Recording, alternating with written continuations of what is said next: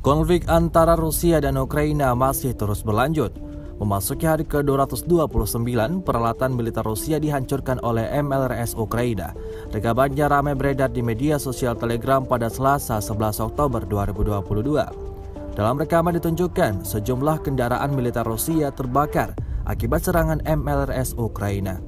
Tidak hanya terbakar, beberapa kendaraan militer juga alami ledakan dahsyat hingga seketika hancur tak tersisa. Akibat serangan ini, Rusia alami kerugian besar kali ini.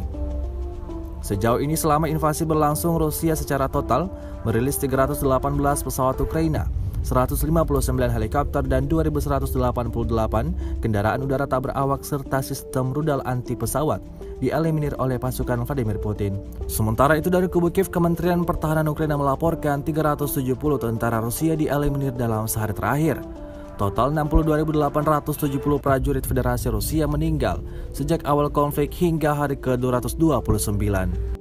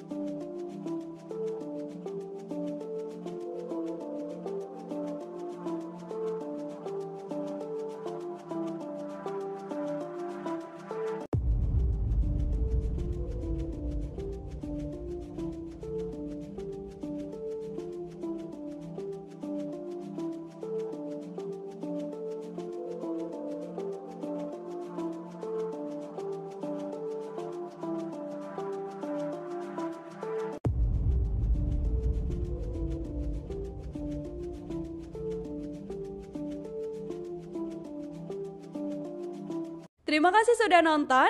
Jangan lupa like, subscribe, dan share ya.